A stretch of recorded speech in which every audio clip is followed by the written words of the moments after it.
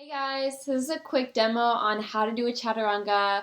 Chaturangas are foundational to all vinyasa practices. So I'm going to show you a few variations that you always have the option to take. And if you have any questions, just post them below in the comments and I'll be happy to answer them for you. So the first variation I'm going to show you is the full expression of the pose. So when you're ready, find a high plank position. Press your palms firmly into your mat. Stack your shoulders over the heels of your hands, and then come onto the ball mounds of your feet. Extend your heels towards the back of the room. So really set up your foundation here. Engage your quadriceps. Pull your belly button in towards your spine, and then press your palms firmly into your mat to lift the space between your shoulder blades. Inhale, shift forward and look forward. Now listen carefully here. Exhale, low plank.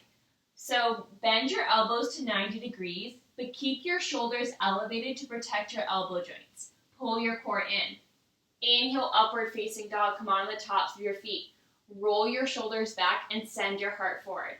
So engage your quads to lift your knees away from your mat. Pull your belly button in towards your spine.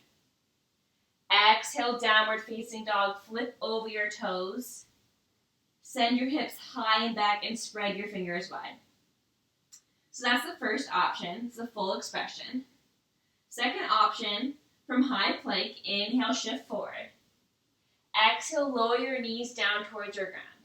Okay, so this is really important here. You want to pull your heels in towards your glutes and then engage your core so that you have one line of energy from your knees through your shoulders. Inhale, shift forward.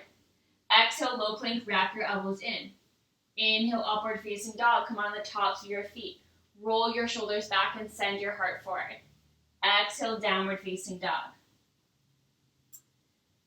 So the last option is honestly one of my favorite options because when you do a full vinyasa class, a lot of times you can get fatigued towards the end and then you don't have your proper form, which can ultimately lead to muscle injury over time. So this one's really great because it builds strength and it helps when you're a little bit more fatigued later on in class. So from here, inhale, shift forward to high plank. From your high plank, just hold. Hold throughout the entire expression of the pose. So engage everything. Push out of your heels. Pull your belly button in to bring your hips in line with your heels and shoulders. Press through your palms. Lift the space between your shoulder blades. And when you're ready, shift back to downward facing dog. So those are the three options. I like to switch them up throughout class because each one works on the muscles in your body a little bit differently. So it's really good to add diversity to your practice.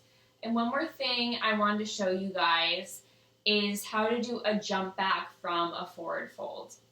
So a lot of times you'll hear instructors say, when you're in your halfway lift, let's say inhale, halfway lift, exhale, forward fold. From here, step back to your high plank or float back. So that really means just float back means jump back. And a good way to get your body used to that is to rock the weight into the ball mounts of your feet and come onto your toes. Gaze forward. So you're kind of in this like lifted crow pose, and then plant your palms on your mat. So it's really important when you jump back that you jump back into 90-degree elbows because you want to protect your shoulders and your elbow joints. If you jump back to a high plank and you're not doing it properly, that can lead to shoulder injuries, and we want to be doing yoga for a very long time. So with that being said, find your kind of somewhat crow-like position here and gaze forward. Pull your core in, and then you just kind of have to do it. So jump your feet back into a low position, a low plank, and then inhale, upward facing dog, lift up. Exhale, downward facing dog. So that's a fun one. Play around with that, and like I said, just make sure that you always jump back to a low plank rather than a high plank. I hope you guys enjoyed this demo, and like I said, if you have any questions, please leave them in the comments, and I'd be happy to answer them.